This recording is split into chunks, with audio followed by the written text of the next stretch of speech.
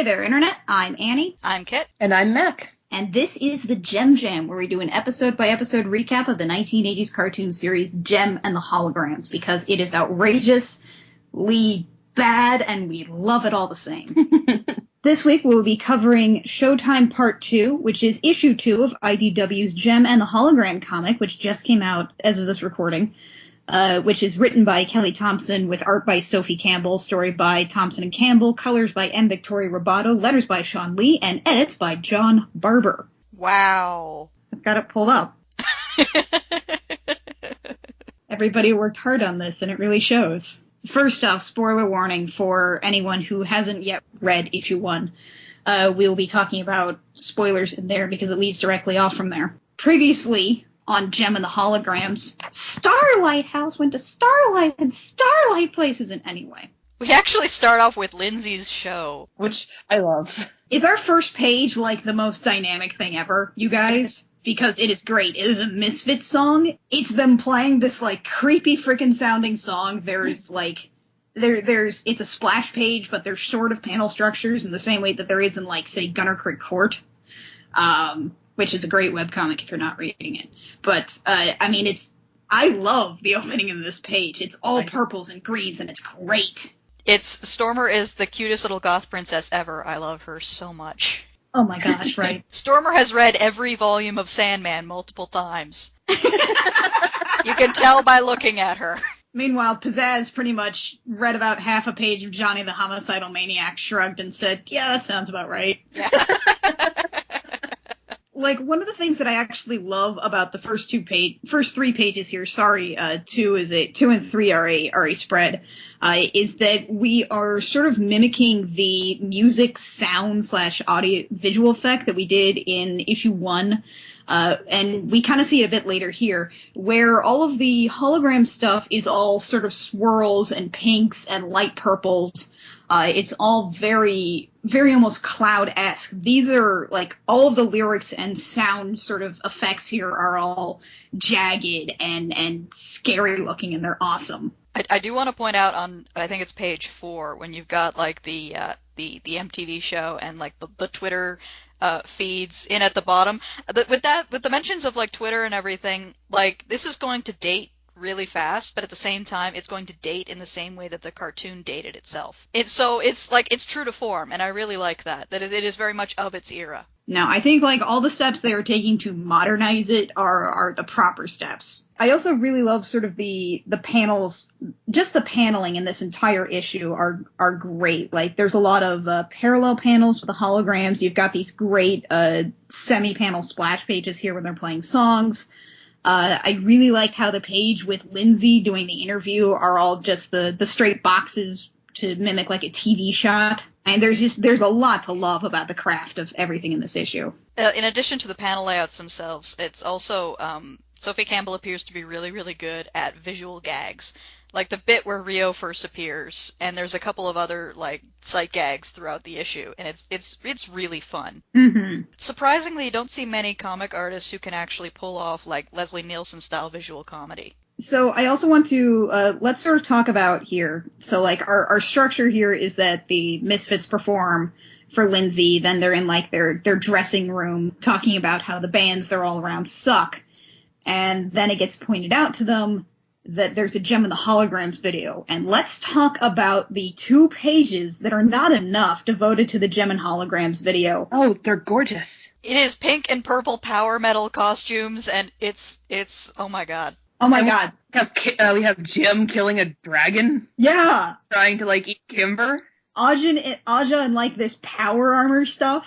Yeah. Shayna appears to be set up like some kind of Greek oracle or something. And Kimber's in this koi fish dress. I don't even know what it is, but I love it. I mean, everything about this is great. And when I got to this page with everybody in their costumes representing like the hologram stuff, I was just like awed. Like I let out a physical noise. I also want to talk about the lyrics for a little on this. Kate, you've just had a bit of a sample of this, but Mac, you and I have watched like this whole series a couple of times. And how often do you remember the lyrics for a JEM and the Hologram song being so, empowering towards a woman and not being just sort of like, I love this dude and we're gonna kiss? Not that often. Yeah. Yeah. I mean, if we really want to talk about this, and this is sort of our analog to episode one's Only the Beginning song. So far in the comic, none of the songs have been love songs. I think that's important. I like it. I mean, I'm sure there will be space for love songs later on, but to start off and not having all the songs focus around a hypothetical guy, it's fantastic. I love it. Speaking of, how weird is it that I don't hate Rio in this? Oh my god. Let's talk about Rio. He's kind of still a douchebag in that you can see this, but it's the kind of douchebag you can appreciate and like. And he's pretty. And he's pretty. And he's not afraid to take Pizzazz's crap. Also, just a brief aside here, you can almost hear the raptors shriek in Pizzazz's voice in the bottom left panel. Oh my god, yeah. And, like, I'm personally, like, translating those little green skulls as, like, the Pizzazz shriek image. Me too. Sophie Campbell's art is great for every character, but, like, her art and Kelly's writing have perfectly captured pizzazz here. I showed a couple of the pizzazz expressions to my husband, who, by proxy, has also become a lover of Jem and the Holograms. And he was completely delighted by these expressions, just devoid of all context. Rio, his hair looks fantastic. He's got, he's a reporter now, currently reporting on the Misfits. And he's just delighted to be messing with them the whole time. Yeah, so he is absolutely our Lois Lane here. And if he's attached to reporting about the Misfits, at least in this first part here, then that definitely gives us a very easy, quick way to say, no, he can't know. Yeah, if he doesn't know Jerica before the events of the story, then it's a little more reasonable that the theoretical love triangle would happen. And he's also not their road manager, electrician, sound guy, boyfriend, dude, man, guy. He's just a reporter who's reporting on the Misfits and probably will soon report on the Holograms, and has to investigate them, which gives us some nice dramatic tension. Sorry, one thing before we go is Jetta in the comic here is black, right? Yeah. And one thing that I remembered as I was watching my DVDs and listening to the commentary from Christy Marks is that in the original show, you haven't seen Jetta yet, Kit, but she's white. And Christy Marks had actually argued for Jetta to be black, but positive racism had gone on. They were like, well, villains can only be British or American or Russian. So that means white, apparently. And so it's nice to see them bringing Christy Marks' kind of vision here. What was interesting is the variant covers all use the cartoon character designs, which means that Jetta is white on the variant covers, which actually really confused a friend of mine. Oh no. She was looking for the Jetta variant cover, she got it, and she was like, why is Jetta white on the cover? She's never seen the cartoon, but she likes the comics. Yeah, that's sort of the interesting line that I want to see the comic toe well, and I think it's doing it in 2 issues so far, is being enough for classic fans to be interested, but also not in a way that, say, alienates new readers. I know a couple of people who are reading the comic without having seen the cartoon, and so far it appears to be drawing them in quite well. But anyway, after this scene with Rio, we get Kimber being the most adorable, enormous pink giraffe ever. And Shayna's hair. And Shayna's bedhead. It's amazing. I'm a really big fan of the fact that not only are our characters' outfits changing, but also their hairstyles. Also, most importantly on this next page, we see Aja's room, and she has a poster for the Stingers. In the background, yes. I love Aja's room so much because it's this glorious trash pile that she's living in, complete with fast food containers on the bed. I went and zoomed in on that. It is Extreme Nachos is where she got takeout from. And that's probably been there for a couple of days now. I like that her lines are pretty much just go away and go away forever. I do love the throwing shoes gag, because I mentioned before that I just love physical comedy. And then later we get Kimber screaming, "You can only throw so many shoes, Aja!"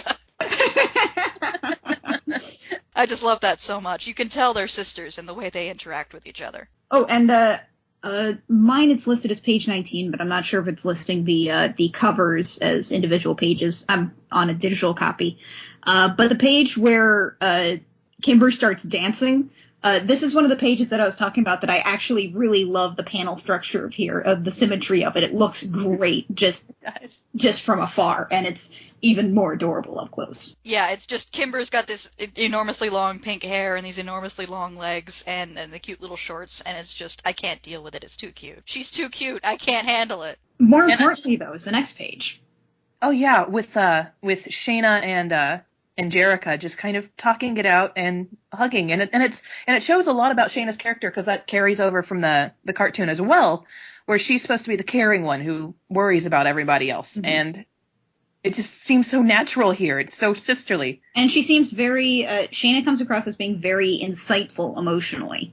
Yeah, like she's sort of the level-headed one that deals with like. I love the fact that there's even a line in here. Are we sure we did the right thing? Creating JEM. I mean, I love that the idea that they created her, that she is a persona, that we are all in on this. Yeah, it makes a lot more sense to be having these discussions than to just kind of gloss it over in the cartoon. It's like, not a big deal, buy our playsets and toys. Also, I love the shoes. I love every single shoe I see thrown. All the shoes in this comic are fantastic, and I want all of them. Every shoe blog that I follow that just posts pictures of shoes ought to be like, just posting pictures of these shoes. Hasbro, get on that. Tie it in. Just the JEM shoe line. Do it. Sailor Moon's doing it. You should be doing it. Anyway, the next scene at the Starlight Community Center is important because we learn that Ashley still has the most tragic haircut ever. Oh, she does. Oh, but she looks adorable, though. She does look adorable. And Bonnie looks adorable, too. And I think she's wearing actually the same outfit she did in the comic. It's a dress version. They're not like those weird, like, pantaloon things. Yeah, the weird pantaloon things. Yeah. But it's adorable no matter what. Yeah, so the Starlight Community Center is actually our analog for Starlight Mansion / Starlight Orphanages or whatever you have you. The Orphanarium. Yes, the Orphanarium. And I think this is actually, she's not named here, which would be typical, but I think this is actually our analog for the caretaker, Mrs. Bailey. Mrs. Bailey. Oh, yes. She is, actually. We're happy to do it, Ms. Bailey. Oh, sure. Of course. Yeah, except she's a Miss here instead of a Mrs. So I admit, you guys, I was surprised to see sort of the Starlight girls here already.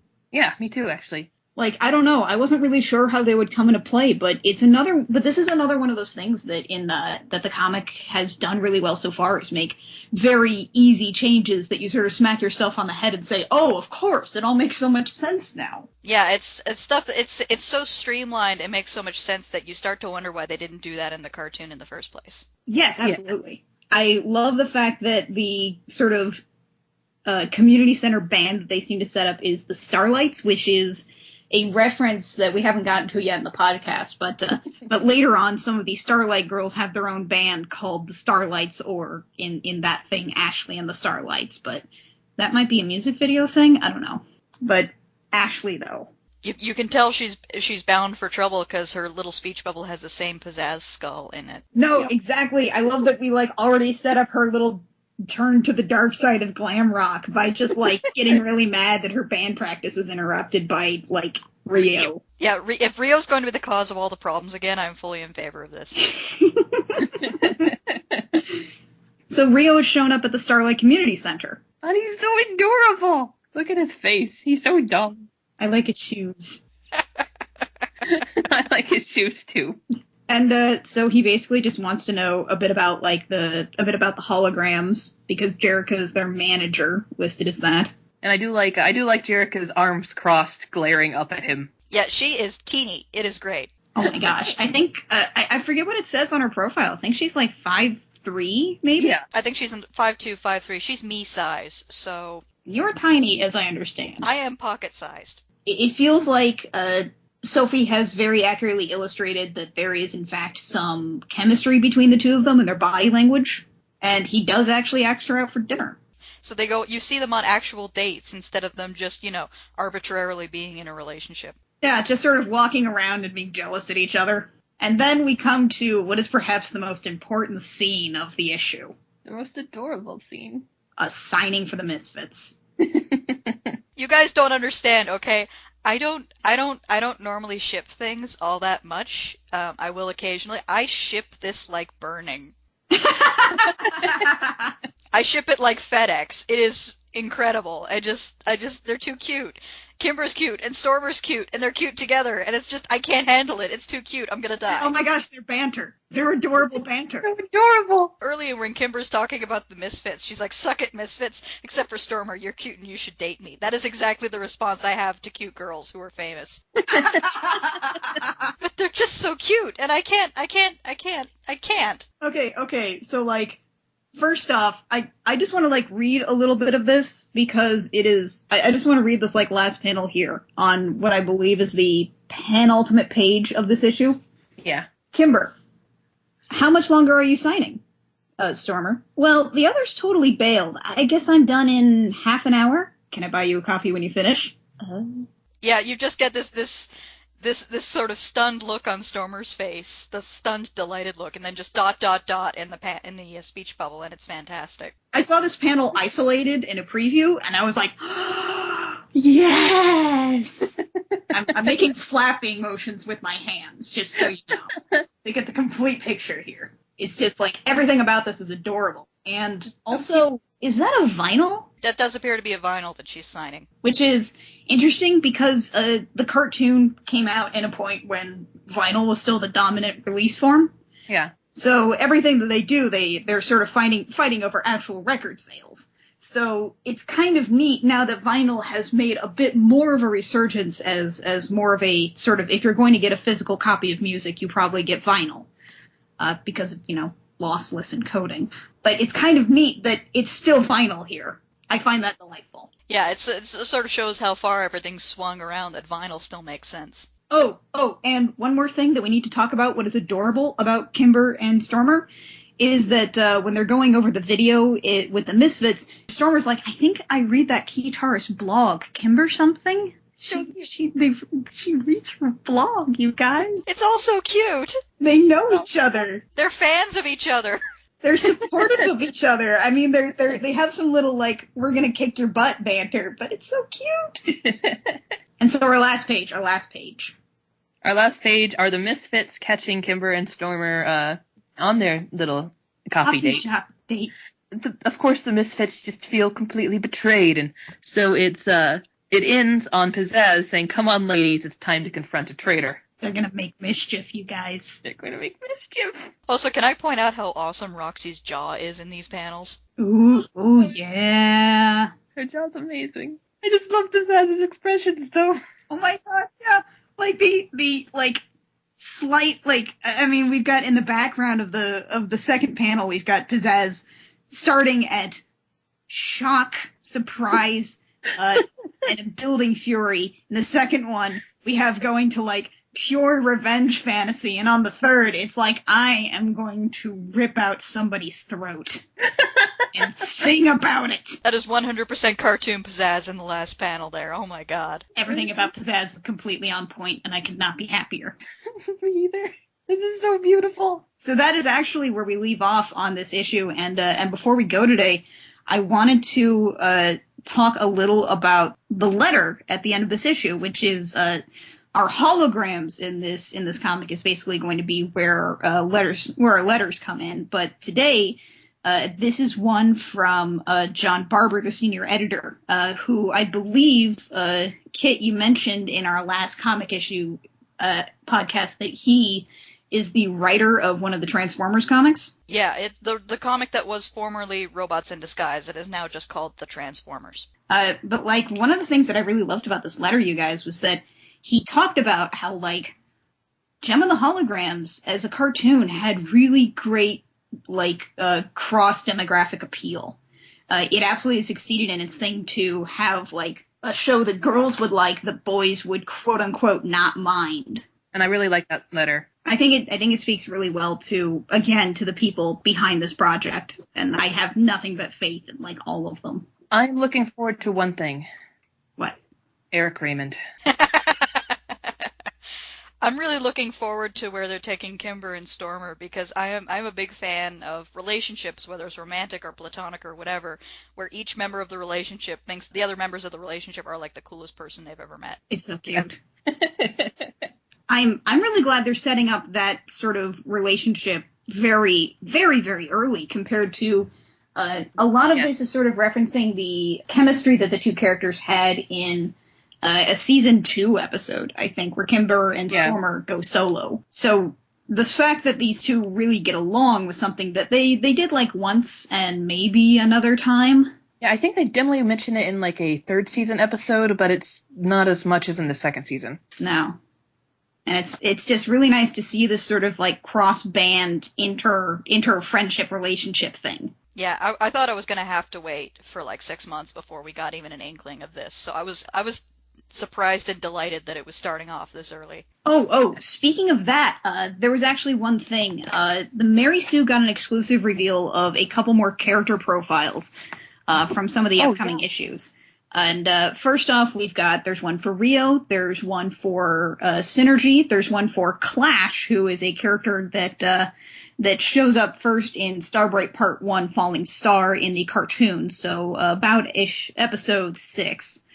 And then we also have the new character, Blaze, who, according to Sophie on, I believe her Tumblr or Twitter, Blaze is our first trans character. I really like Blaze. She looks like Flame Princess from Adventure Time. She does. She totally does. She is Clash's friend, I believe, which I really like the naming symmetry. Crash and Burn, Clash and Blaze. Yes. I like that, like, according to her likes, she seems like she's coded as a character that could be very level-headed. Basically everything she has. She sounds like the most level-headed other than Stormer on the side of the Misfits. Mm-hmm. And I just love Clash. Yeah. I love both Clash and Blaze. They're both amazing. It's really delightful to have a like mass market comic that you can go into a store and buy that has a cast that's almost entirely female. Yeah, and it's not So far the only male introduced is Rio, isn't it? Yeah, and it's full of girls, but they're not all the same girl. They like My Little Pony has different girl types, but they're like these archetypal girl types.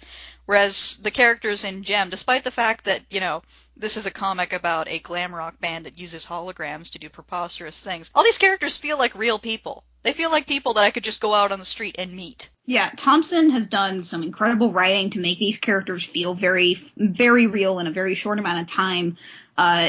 Campbell's art has been great at translating that and just sort of bringing that to the forefront. From everything from their silhouettes to their likes and dislikes, everything just makes them feel so realistic. In a wholly unrealistic scenario. Yeah. Yeah, it's sort of the Scott Pilgrim thing. All the characters are very real and very relatable, and they are just put into a situation that is preposterous, and yet the preposterousness is not remarked upon. Yes, absolutely. Guys, I know we're 2 issues in, but I am loving this so far, and I am prepared to throw as much money as I can at this. Yeah, I will throw all my cash at it that I can. The purpose of the first issue of a comic is to sell you on the second issue, and the purpose of the second issue of a comic is to sell you on the rest of the series. I'm sold. I very rarely love a comic as much as I love this. This is right up there with More Than Meets the Eye with me, and that's saying something. So good. I'm so excited about this series, and listeners, buy this comic. You can pick it up on Comixology. You can subscribe to the series and get an alert when a new issue comes out, and if you so choose, have that automatically charged. As always, if you can, and if it is a good store, support your local comic shop. If it is a situation where it's a store where you feel really comfortable in, that's fantastic. Throw your money at that. If you're not sure and you're in an area where there's a lot of comics, I would look up the Valkyries online, which is an organization that is all women who support comics, who work in comic shops, who can personally vouch for the quality of the experiences that you're going to get in their store. Also, you know, you could buy this online, what have you. Buy it in any format that you can. It is awesome, and we would love to see more of it. We recommend it as much as we can. Wholly recommended by the Jam Jam. So join us next time, probably for another episode of the cartoon, but we will try and get these comic issues out monthly, which is the release of the comic. So, until next time, Gem Jammers, I'm Annie. I'm Kit. And I'm Mac. And this has been the Gem Jam, where outrageous birds of a feather flock together.